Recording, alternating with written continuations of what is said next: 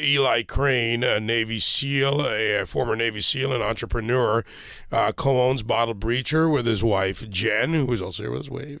You're not Jen? You're not Jen? Okay. You brought in a young lady. She's not Jen. See, I was going to give you away, Eli. But he does own it with Jen. Well, you ran in here in the middle of the segment, so I had to get caught up to speed. But you started, like so many American businesses do, in a garage with an idea while you were on active duty. And then you went to Shark Tank. And I love that show, by the way. Because, real ideas have to actually have possibilities to make it through Shark Tank. And you brought in the studio with you... God, 50 cal bottle openers. I'm a baseball fan. I like this one. All right. Baseball, not a legitimate size Anthony, so we won't be throwing out the first pitch with this. Grenades of different kinds. You got the pineapple. You got the round. Let's talk about what you do. And you've got a mission with this, too. It's not just entrepreneurship, but it's to help our special operations warriors. Absolutely. That's actually the reason I'm in New York this week. We did an event called Elite Meet, and the whole purpose of the event was to take 37 special operators who are transitioning from the military into the private sector and pair them up with experts from finance to tech to entrepreneurship, which is where I came in, and just really help them realize what the options are available to them and how they can, turn the next page of their life and, enjoy the success that they deserve. Well, and so many ideas come from these young people in the military, and you're still a young guy, so you've got a way to go, because they want to do something with their dreams, and entrepreneurship is a way to do that. Whether you start a business, work part-time on it while you're doing your full-time job, as supporting your avocation until it becomes your vocation, it's a way for you to own a piece of your life.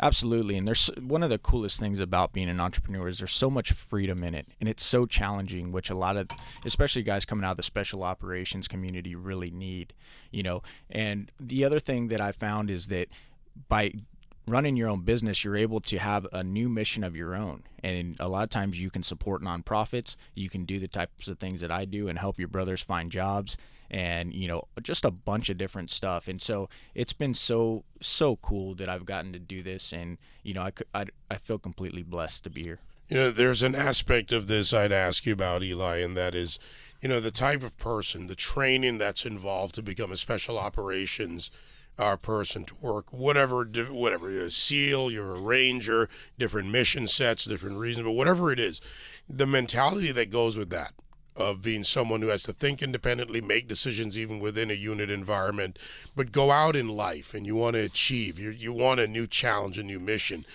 That sounds to me like the very definition of an entrepreneur. It really is. It's funny because I tell people all the time that I don't have some fancy MBA. And honestly, as a young man, I thought I was too stupid to run a business. And, coming out of the SEAL teams, I've just been blown away at how much, what I learned in the SEAL teams translates into business. And, people always talk about how business is war. And, it's kind of overused, but there's so much truth to that. And so much of what we learn on the battlefield, from teamwork, and that you're nothing by yourself on the battlefield applies to business. One of the first things you have to do as an entrepreneur is build your team and surround yourself with smarter, more talented people. And those people for me are in Tucson, Arizona right now. And so there's so many things that translate, from the battlefield into business. And it's been such a great training pipeline for me. In the studio with me, Eli Crane, former Navy SEAL and entrepreneur. The website is bottlebreacher.com. Now, let's describe some of the stuff you brought in, starting with not what you make, but what's on the cover of this box. Charlie Keating, 1985 to 2016. Right on. So that's a piece that's near and dear to me. We have a series at Bottle Breacher called the Never Forgotten series, and the whole point of the series is to take men that have fallen in battle, real heroes, and to make memorabilia that supports them and helps people make sure they're never forgotten. But the other cool part about it is that 20% of the proceeds goes back to the charity of the family's choice. And in that case, it's Charlie Keating's family has a new charity, and we're really proud to support that charity. And we have a bunch of other charities in that series. I think there's seven of them that we get to work with and support.